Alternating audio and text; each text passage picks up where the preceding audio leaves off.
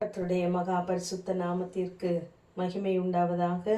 119 சங்கீதம் 116 நான் பிழைத்திருப்பதற்கு உமது வார்த்தையின்படி என்னை ஆதரித்தருளும் என்று சங்கீதக்காரன் நான் பிழைத்திருக்க வேண்டுமென்றால் உடைய வார்த்தை எனக்கு மிகவும் அவசியமாய் இருக்கிறது என்று கேட்கிறார்.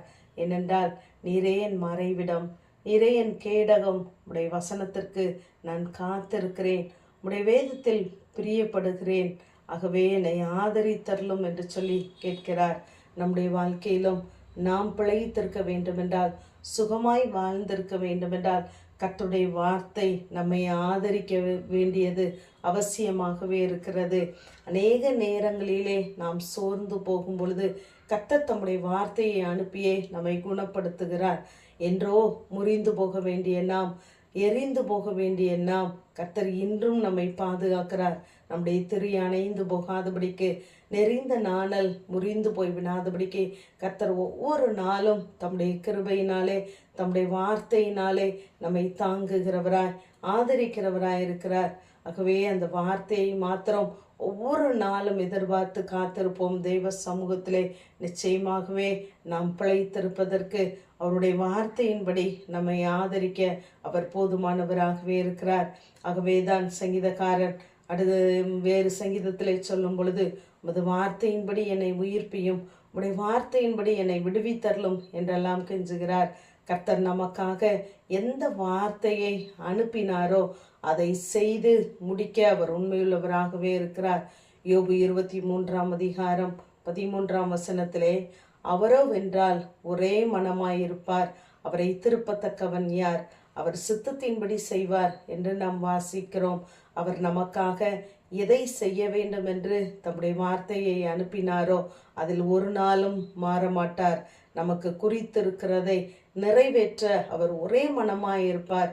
ஆகவேதான் தம்முடைய வார்த்தையை வாக்கினால் சொன்னவர் தம்முடைய கரத்தினால் நிறைவேற்றுவார் என்று வேதம் சொல்கிறது. ஆகவே தேவன் எதை செய்ய சொல்லுகிறாரோ, எதை விட சொல்லுகிறாரோ, கர்த்தருடைய வார்த்தையின்படி நாம் நம்மை அர்ப்பணிப்போமானால் நிச்சயமாகவே நிறைவான ஆசீர்வாதத்தை பெறுவோம். இங்கு மரியாளை குறித்து நாம் பார்க்கும் பொழுது, இதோ நான் ஆண்டவனுக்கு அடிமை, உம்முடைய வசனத்தின்படி எனக்காக கடவுது என்று கர்த்தருடைய வார்த்தையின்படி, வசனத்தின்படி தன்னை அர்ப்பணிக்க அவள் ஆயத்தமாயிருந்தாள். ஆகவே நம்முடைய வாழ்க்கையிலும் அப்படிப்பட்ட ஒரு அர்ப்பணிப்பின் பகுதி நிச்சயமாகவே வேண்டும். இங்கு லூக்கா 5 சீமோன் பேதுரு இரவெல்லாம் பிரயாசப்படுகிறார், ஆனால் அவருக்கு ஒன்றும் அகப்படவில்லை.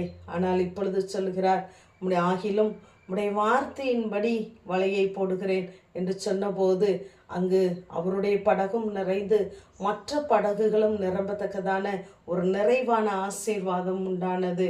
நான் இவ்வளவு நேரம் பிரயாசப்பட்டேன், இனி இதை எப்படி செய்வேன் என்று அவர் கேள்வி கேட்கவில்லை. ஆகவே அப்படி அவருடைய வார்த்தைக்கு கீழ்ப்படிந்து செய்யும் பொழுது அங்கு ஒரு நிறைவான ஆசீர்வாதம் உண்டானது. யாத்திராகமம் 14 இஸ்ரவேல் ஜனங்கள் கடந்து வரும் பொழுது பார்வோன் மறுபடியும் அவர்களை துரத்தி கொண்டு வருகிறான். இதை பார்த்த இஸ்ரவேல் ஜனங்கள் அங்கு பயந்து முறுமுறுக்கிறார்கள், மோசேயை துன்பப்படுத்துகிறார்கள். அப்பொழுது கர்த்தர் மோசேயை நோக்கி, நீ உன் கோலை ஓங்கி கையை சமுத்திரத்தின் மேல் நீட்டி சமுத்திரத்தை பிளந்துவிடு என்று சொல்லுகிறார். அப்பொழுது மோசே கேள்வி கேட்கவில்லை. உடனே அவன் கோலை ஓங்கி சமுத்திரத்தின் மேல் கையை நீட்டின உடனே சமுத்திரம் பிளந்து போனது. நம்முடைய வேலை ஓங்குவதும், கோலை ஓங்குவதும், கையை நீட்டுவதும் தான். பிளந்து விடுவது தேவனுடைய வேலை.